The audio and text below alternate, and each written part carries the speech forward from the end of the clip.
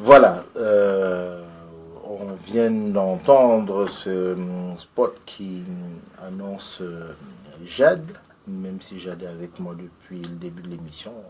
On fait l'émission aujourd'hui ensemble, on est en co-animation, mais elle reprend sa casquette de chroniqueuse. Comme tous les mardis. Et puis, je veux comprendre, tout le monde veut comprendre pourquoi, alors qu'on avait, oui, un soleil teinté un peu de pluie. Mais après, voilà, ça allait bien. C'est quand même un anniversaire, 150e anniversaire. Non, Jade, toi, tu es courroucé. Déçu. Déçu. Courroucé, Oui. oui. Non, Pourquoi j'avais pas le cœur à fêter le 150e anniversaire du Canada. Et du coup, je me suis dit que ça ferait un bon sujet de chronique. Pourquoi? Qu'est-ce qu'on fête lorsqu'on fête les 150 ans du Canada? Parce que comme je dis toujours, il faut remettre en contexte. Donc, pour ceux et celles qui ne connaissent pas un peu l'histoire du Canada, ça tombe le 1er juillet. Donc, le 1er juillet, chaque année, nous fêtons le Canada tel qu'il existe aujourd'hui. Et il se trouve qu'en 2017, ça tombe comme étant le 150e anniversaire, sachant que c'est également le 375e anniversaire de Montréal. Donc, c'est une grosse, grosse année. On a eu le droit à des feux d'artifice, on a eu le droit à des illuminations de ponts, on a eu le droit à des publicités d'à peu près toutes les marques, sur à peu près tous les supports qu'on peut imaginer. Pour ceux et celles qui utilisent Snap, on a eu le droit à des filtres spéciaux Bon anniversaire du Canada. En gros, vous ne pouviez pas y échapper à cet anniversaire. C'est un peu sarcastique, là, on dirait. Ça l'est tout à fait. C'était une véritable propagande autour de l'anniversaire du Canada. Et comme j'étais à la manifestation Black Lives Matter Montréal, organisée en mémoire d'une énième victime des violences policières, Pierre Coriolan, j'ai également pu assister à la vigile et aux prises de parole qui avaient eu lieu ce jour-là. Et notamment, on avait Shanice Nicole qui est montée, donc pas sur scène, mais qui est montée sur entre guillemets, l'estrade, l'escalier pour proposer également 2 de ses poèmes, mais aussi un ressenti qu'elle avait par rapport au 150e anniversaire. Et je voulais emprunter ces mots concernant... Qui est-elle? Shanice Nicole, c'est une femme noire très engagée dans le communautaire qui... je vous mettrai le lien de sa poésie et de son texte sur la page de Facebook. Et du coup, au sujet du 150e anniversaire, elle avait dit, ouvrez les guillemets, L-O-fucking-L, et fermer les guillemets. Et je trouvais ça exactement approprié, c'est exactement ce qu'il faut. Pourquoi? Parce qu'il faut remettre les choses en contexte lorsqu'on fête un anniversaire. Qu'est-ce qu'on est en train de fêter lorsqu'on fête les 150 ans du Canada? On est en train de fêter 150 ans de génocide, de colonisation, de violence systémique. La liste est particulièrement longue, mais je n'ai droit qu'à 15 minutes de chronique, donc on va s'arrêter là. Il faut savoir déjà qu'il y a un énorme paradoxe, c'est un choix. Il faut d'abord comprendre qu'il y a un énorme paradoxe par rapport aux Canadiens et aux Québécois, ils sont inclus là-dedans. Il y a une méconnaissance totale de leur propre histoire, ou plutôt il y a une connaissance d'un mythe entourant la création du Canada, et un mythe qui fonctionne pour écrémer, oublier, invisibiliser, disons, les parties les moins resplendissantes, les moins, on va dire, morales de leur histoire. Mais de temps en temps, lorsqu'on veut mettre autant d'argent et autant célébrer, il faut remettre également sur la table ce dont on parle lorsqu'on parle de l'histoire du Canada. Donc tout d'abord, il faut savoir qu'il y a énormément de débats autour de l'utilisation du mot que je viens d'utiliser, c'est-à-dire génocide. La population s'oppose à ce qu'on puisse utiliser le terme de génocide lorsqu'on parle, je parle des populations autochtones, des Premières Nations. Il y a eu tout un débat, ils se sont plus ou moins accordés pour utiliser le terme génocide culturel. Moi, je vous le dis tout de suite, je ne considère pas qu'il s'agit d'un génocide uniquement culturel. C'est une méconnaissance totale de la multitude d'atrocités qui a causé des millions de morts tout au long de l'histoire de la création du Canada tel qu'on le connaît aujourd'hui.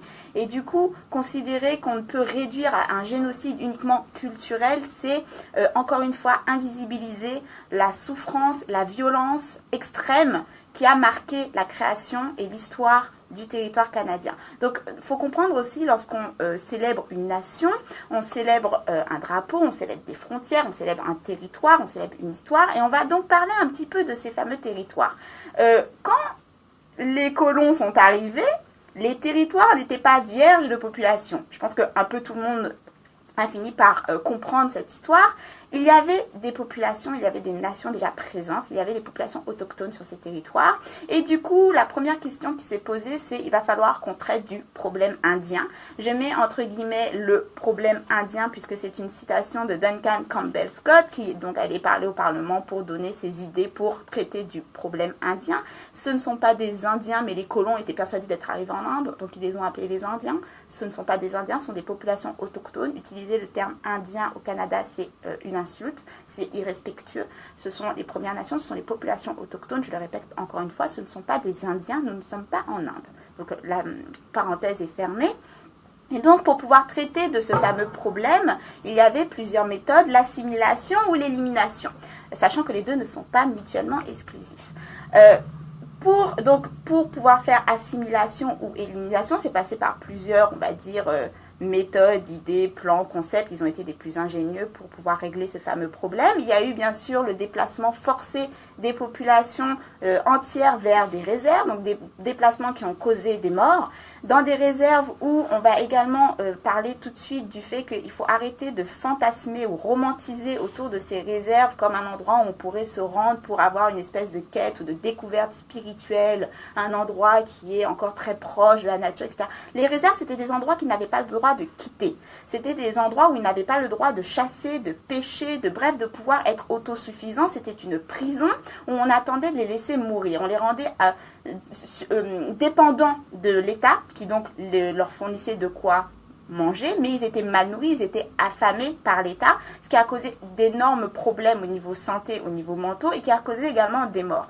Donc les réserves, ce n'est pas une histoire à romantiser comme on a pu le voir ces derniers temps, avec ces fameuses appropriations culturelles qui seraient le sujet entier d'une nouvelle chronique. Il y a eu également la stérilisation forcée des femmes et des jeunes filles des populations. Il fallait vraiment faire en sorte que cette population se réduise au maximum, donc il fallait empêcher le fait qu'ils puissent se reproduire.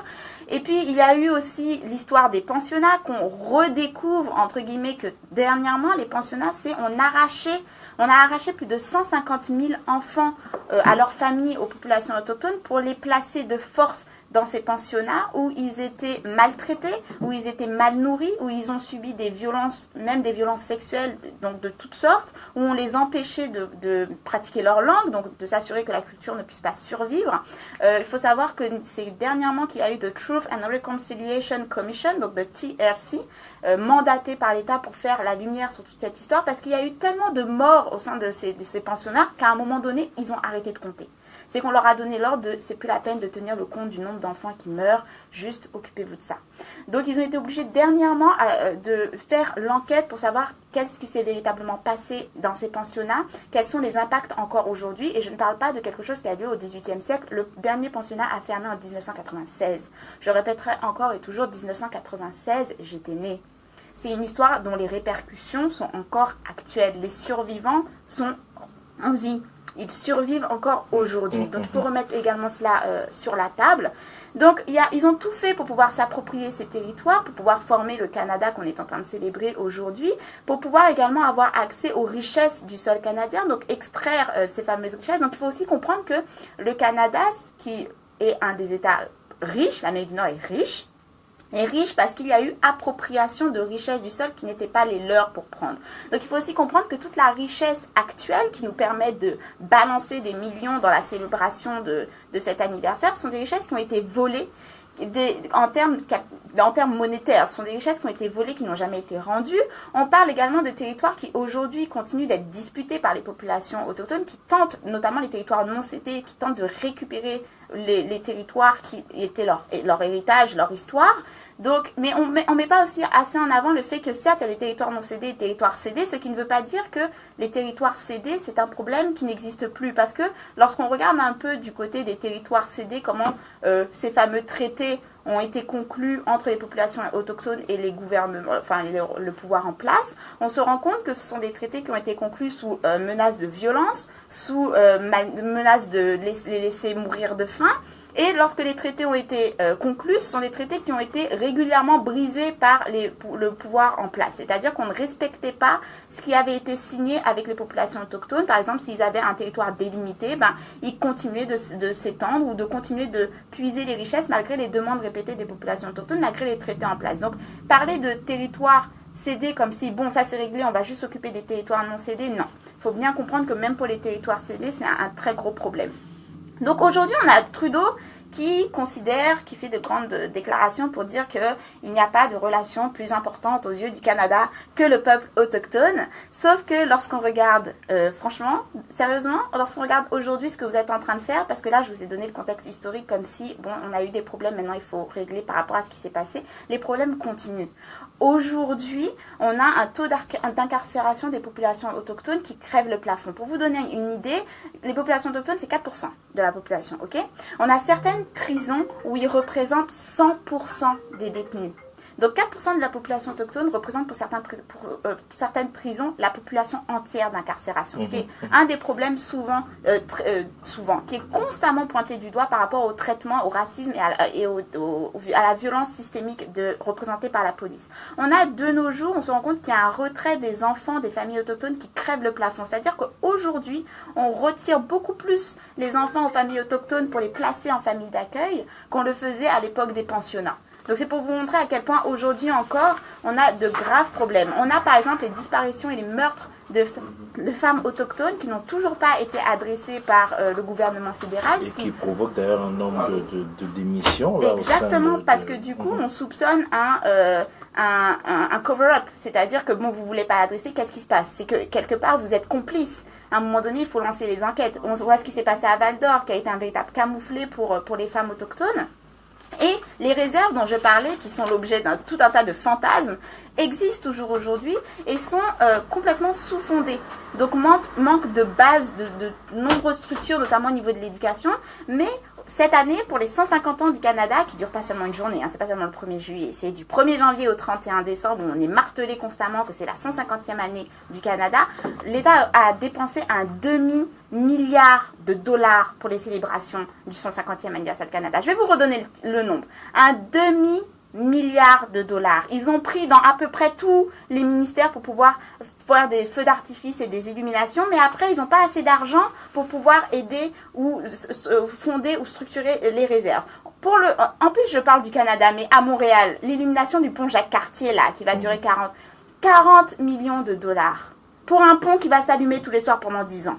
Donc, on a 40 millions de dollars pour allumer des lumières, mais on n'a pas 40 millions de dollars pour faire en sorte qu'il y ait de l'eau potable dans les réserves où il y a des individus qui vivent. Là, par contre, désolé, on n'a pas d'argent, on va risquer la banqueroute. Parce que c'est la première chose qu'on dit lorsqu'on demande au gouvernement de trouver l'argent, de commencer à payer un petit peu pour tout ce qu'ils ont volé. Ça va faire la banqueroute de l'État, on n'a pas d'argent. Mais par contre, les feux d'artifice, la lumière et le pont qui s'allument là pendant 10 ans, là, par contre, allons-y, donnons les millions. On a du dollar à donner. Donc, ne t'énerve pas, Jeanne. J'essaye. Ne t'énerve pas. Aujourd'hui, on a encore ces populations qui font tout pour pouvoir lutter contre les violences qu'elles continuent de subir.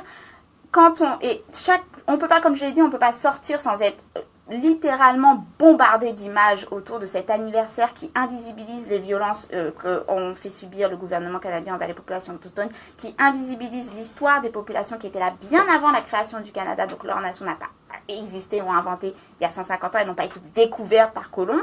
Donc je vais conclure là-dessus. Il y a des choix qu'on peut faire. Moi, j'ai critiqué énormément le gouvernement qui est en place, mais il y a aussi une critique qu'on peut adresser aux populations, et ça également, ce sera en lien avec le texte de Shanice Nicole qu'elle a mis en lumière lors de son intervention. Il y a un choix qu'on peut faire, nous, en tant qu'individus, lorsqu'on décide de célébrer. Lorsqu'on décide d'aller à un feu d'artifice, lorsqu'on décide de porter les couleurs du Canada, lorsqu'on décide de mettre le filtre de Snap, lorsqu'on décide de faire 36 000 posts pour souhaiter un anniversaire au Canada, il y a un choix qu'on fait, il y a une réflexion à faire. Si vous n'êtes pas au courant de l'histoire, renseignez-vous. Si vous êtes au courant et que vous choisissez quand même de célébrer, vous avez fait un choix qu'il faudra assumer. Mais c'est un choix qui est extrêmement violent. Et c'est des choix que vous pourriez faire, qui pourraient servir à d'autres. C'est-à-dire que vous pourriez participer aux célébrations anti-anniversaire Canada, qui, comme tu l'as dit, existent. Vous pourriez soutenir les associations en faisant des dons. En ce moment, à Ottawa, des populations autochtones ont monté un Tipeee sur la colline du Parlement pour rappeler leur présence et pour rappeler leur histoire et ce que le Canada leur doit toujours aujourd'hui. Donc lorsque vous faites des choix, rappelez-vous, surtout si vous faites partie de minorités, surtout si vous êtes des populations noires et qu'on se bat constamment contre la violence du système et contre la violence de l'État en place, ce qu'ils ont fait aux populations autochtones, ils ont utilisé les mêmes moyens, ce type de violence qu'ils font également envers les populations noires. C'est la violence d'État, c'est le racisme systémique, c'est le contrôle de la police, c'est la surreprésentation de nos populations au sein des structures, au sein des prisons. C'est nos femmes qui sont stérilisées de force, qui est arrivé également au sein des populations noires. C'est les disparitions et les meurtres de femmes et de jeunes filles qui ne sont jamais adressés par le gouvernement, etc., etc.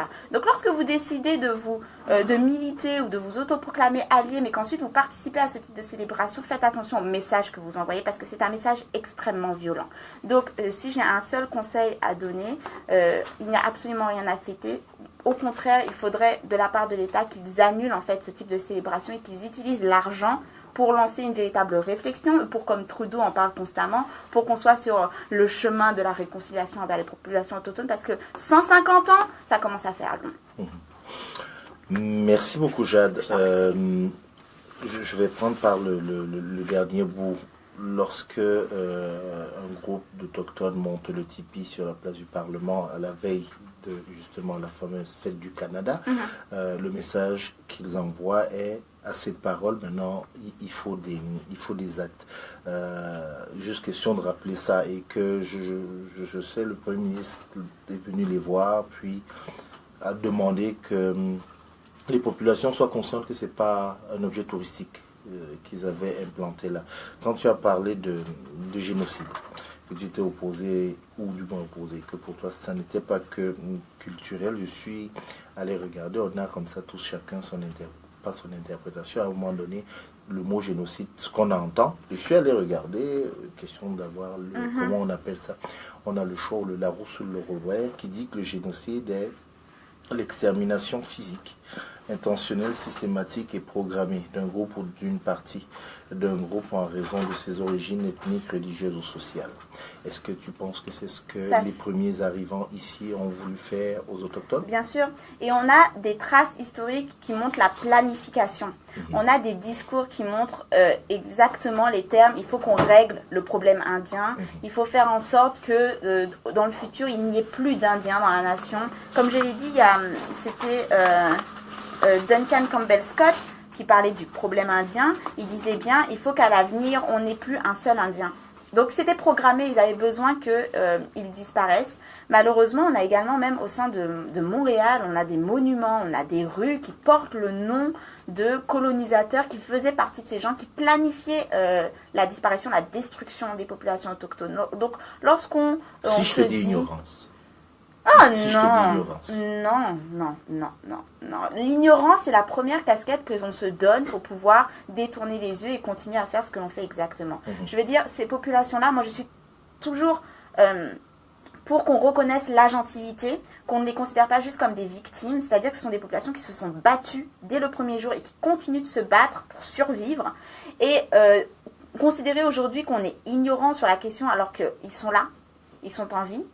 Ils nous le disent, ils nous le répètent. Tous les mercredis, vous ouvrez le métro, vous avez la chronique de Maïté qui martèle encore et encore, qui ne cesse de répéter encore et encore, nous sommes là, nous subissons encore des violences, mais nous sommes là, nous survivons, vous n'allez pas finir par nous détruire, nous survivrons toujours. Donc, à partir de là, on ne peut plus prêcher l'ignorance. C'est l'ignorance choisie. D'accord. Ignorance choisie. Ah, ça j'aime bien. Ignorance choisie. Qu'est-ce que tu réponds à ceux qui pourraient te dire, oui, nos ancêtres, aïeux et tout ce que tu veux ont fait un certain nombre de choses. Maintenant, nous sommes là, nous avons conscience de ça. Nous faisons chacun de manière individuelle, peut-être ou par petits groupes, des efforts pour que ça je ne sais pas si ça peut se réparer, mais pour aller dans le sens de la réconciliation avec ces populations autochtones. Mais en même temps, on aimerait bien célébrer le fait que voilà, on a un pays, à défaut d'une nation, mais on a un pays depuis 150 ans. Tu penses qu'on ne peut pas lier les deux? Pas de cette manière-là, parce qu'il y a une extravagance qui est donnée autour de cet anniversaire, autour du 375e et autour du 150e. Non seulement une extravagance et des sommes astronomiques, on peut célébrer sans dépenser un demi-milliard de dollars. Là, il y a vraiment des recherches de tourisme, il y a un plan politique derrière. Non seulement il y a cela, mais il y a une façon de célébrer qui fait en sorte on célèbre que le bon côté du Canada. On ne montre pas l'histoire. Comme je l'ai dit, les Canadiens ignorent leur histoire. Voilà, on ne l'enseigne pas. Que je pense qu'il s'est passé pour ce qui, moi, me concerne, par exemple, la colonisation en Afrique. On sait que ce n'est pas dans les livres d'histoire de la France et parler de ces atrocités. Tu le sais du côté d'où toi tu viens, du côté de la Guadeloupe, de toutes les îles, les Antilles, que ça ne s'est pas toujours bien passé. C'est jamais dans les livres. Donc c'est le gagnant qui est le vainqueur qui écrit toujours l'histoire. Mais on peut pas avoir Oui, tout à fait. On peut pas avoir, en plus, comme Trudeau et tous ces autres... Enfin bref, on ne peut pas avoir un discours de nous avançons vers la réconciliation, nous considérons que la relation la plus importante, c'est celle avec les populations autochtones, et par derrière ne donner que du symbolique, parce que c'est toujours du symbolique. Ils sont invités pour les spectacles, il y a de la musique, il y a de la danse, ok, il y a les costumes, ok, et puis c'est tout. Après, lorsqu'on veut aborder le fond du problème, lorsque des commissions sont créées, la commission sur les pensionnats qui a rendu son rapport public, elle a aussi des recommandations. Elle a fait la liste de ce qu'il faudrait faire pour pouvoir adresser les problèmes causés pour les survivants. Rien n'a encore été implanté. C'est-à-dire qu'on fait des commissions et puis voilà, on a fait la commission. Implanter ce que la commission dit de faire. Vous voyez, tout est dans le symbolique, mais après, on ne fait pas le travail. Pareil pour les territoires non cédés. Alors oui, on essaye, etc. Sauf que ces territoires, en attendant, on continue d'aller extraire les richesses, on continue d'aller...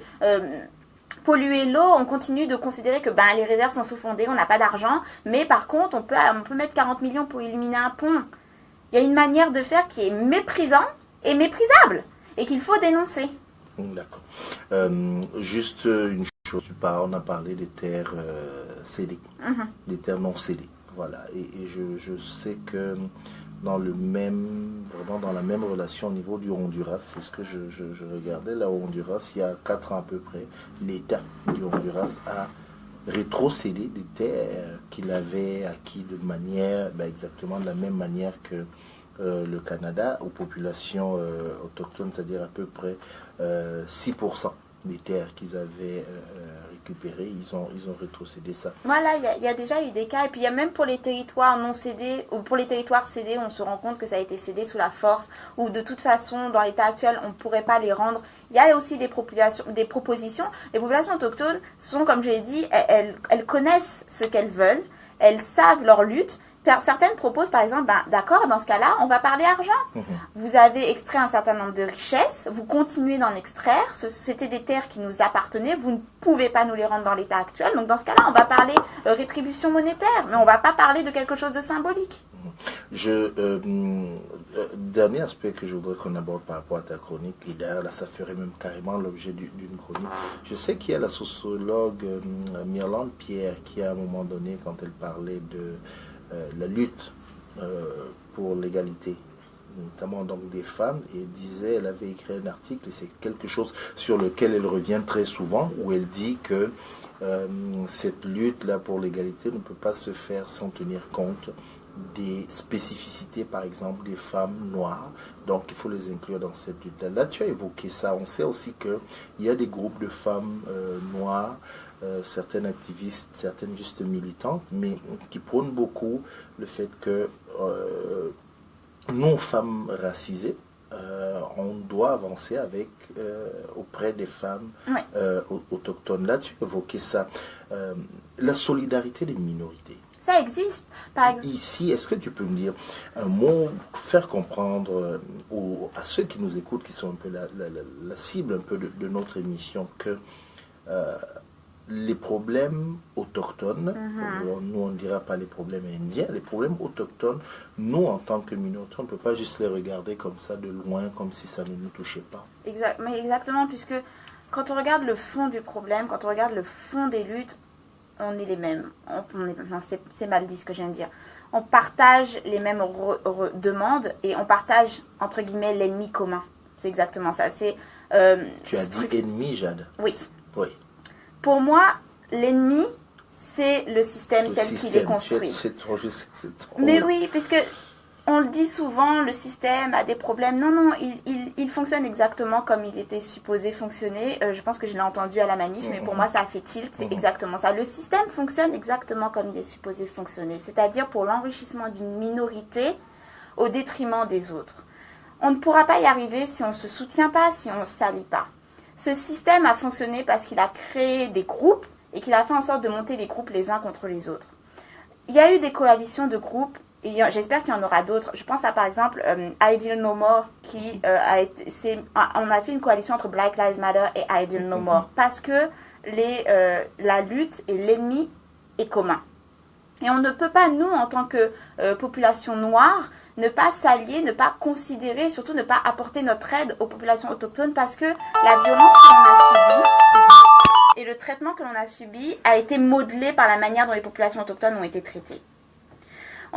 Comme je l'ai dit par exemple pendant l'esclavage, certes au Canada il y avait moins de Noirs qui étaient esclaves, mais parce qu'ils utilisaient les populations autochtones. Tout ça c'est une histoire que l'on doit connaître, c'est une histoire que l'on doit revendiquer et c'est quelque chose que l'on doit utiliser dans nos luttes. Le week-end dernier, lorsque on a manifesté pour Pierre Coriolan, on a aussi adressé le fait qu'il y avait eu le 150e anniversaire de Canada et qu'il fallait penser à toute la violence que cela représentait pour les populations autochtones, de voir tous ces drapeaux constamment affichés dans toutes les rues pour une population qui subit encore la violence d'État. C'est le genre d'aide, c'est le genre de pensée, c'est le genre de lutte qu'il faut qu'on mette en place et qu'il faut que ça devienne systématique. Le maire de, sauf erreur de ma part, on le comprend donc qu'il faut cette solidarité des minorités. Je vais finir sur une note que tu vas peut-être trouver symbolique. Le maire de Montréal je pense qu'il a annoncé ça il n'y a pas très longtemps, il y a moins d'un mois, que le drapeau, un drapeau autochtone, flotterait au-dessus de la mairie de Montréal, auprès des différents drapeaux pour symboliser le fait que la terre sur laquelle nous sommes est aussi une terre, est d'abord une terre autochtone. C'est symbolique. C'est symbolique. Mais de mon point de vue, c'est aussi déjà, j'allais dire un départ. Je ne dis pas qu'il faut s'arrêter là et aller et dire que ça va, mais voilà, avançons au moins déjà avec ça, mais je garde l'idée selon laquelle pour toi il faut dépasser le symbole et aller à des actes de fond beaucoup plus concrets. On retient donc que toi, l'illumination du pont Champlain, je ne vais pas t'y voir la prochaine fois. Non. D'accord. Et si tu apprends que j'y ai été, tu vas être très courroucé. Donc, je pense, on en parlera. Je pense que je vais éviter alors. Merci beaucoup Jade pour cette chronique. Qui est la... Faut pas qu'on affole les gens. On va pas dire la dernière. C'est pas la dernière. C'est pas la dernière. Tu vas prendre... Je pars juste en vacances. Donc pendant 3 mardis, tu vas nous manquer énormément. À New Québec et aux auditeurs de cette émission. Mais ils vont te retrouver avec... toujours plus de débats. Plus de débats, la pêche habituelle dès le retour, à ton retour, donc au début du mois d'août. Voilà, c'est exactement ça. Merci encore à toi, Jade. Merci, Cyril. Et puis, on se dit à bientôt. Je te souhaite bonnes vacances. Merci. Profite du soleil. Hein, et puis, reviens-nous bien en forme. Voilà, on fait une pause musicale et après, on continue notre émission.